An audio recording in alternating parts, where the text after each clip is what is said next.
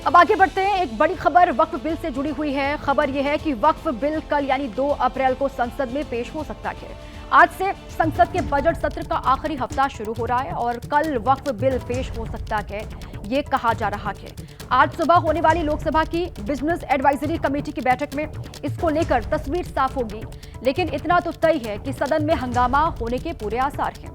कल पेश हो सकता है वक्फ संशोधन बिल सदन में, और इस बिल को लेकर यह बड़ी खबर इस वक्त की। कल पेश हो सकता है यह बिल, जिसको लेकर लगातार सियासत देश भर में कई जगहों पर विरोध भी, और 2 अप्रैल यानी कि कल संसद में इस बिल को पेश किया जा सकता है।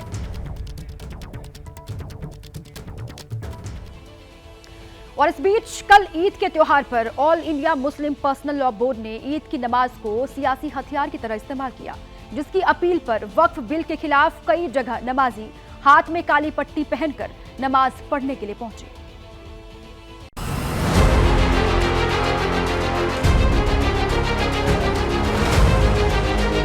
टीवी स्क्रीन पर 3 तस्वीरें हैं। तीनों देश के अलग अलग शहरों की हैं। इनमें नमाज अदा करने आए लोग अपने हाथों में काली पट्टी बांधे हुए।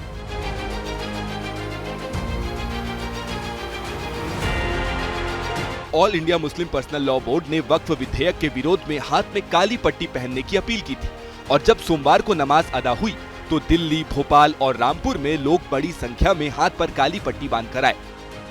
ईद के मौके पे हमने लगातार चल रहा है संशोधन को लेके काली पट्टी बांध के हमने विरोध प्रदर्शन किया है। जो सरकार संशोधन बिल लाने जा रही है उसका विरोध करते हैं हम।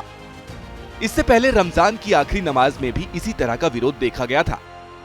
कोई शिकवे शिकायत हो तो आज के दिन के दूर हो जाते हैं, लेकिन जिस तरह से all India Muslim personal law board के सदर सैफुल्ला साहब आज इस पूरे माह रमजान को उन्होंने एक सियासी अखाड़ा बना दिया वक्फ बिल को लेकर के। उन्होंने अलविदा में कह दिया काली पट्टी लगाएं पूरे देश में। आखिर ये माहौल क्यों बिगाड़ना चाहते हैं? वहीं इसको लेकर सियासी तपिश भी लगातार बढ़ रही है। विपक्षी दल मुखर होकर मोर्चा खोले हुए हैं।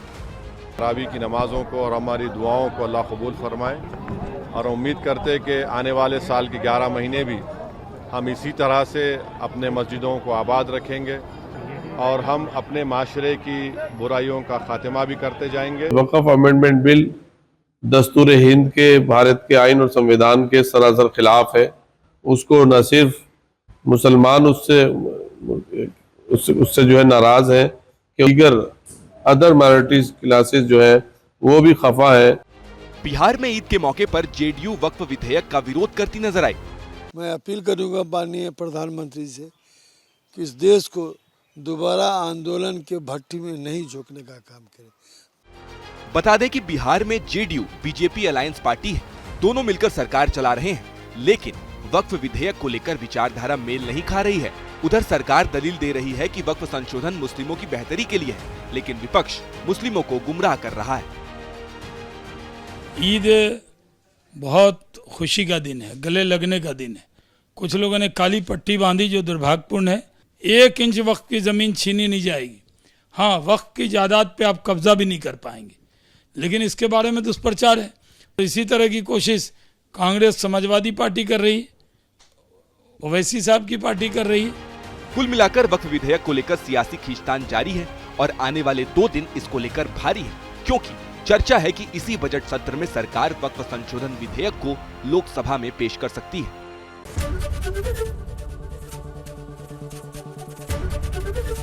एबीपी गंगा, खबर आपकी, जुबान आपकी।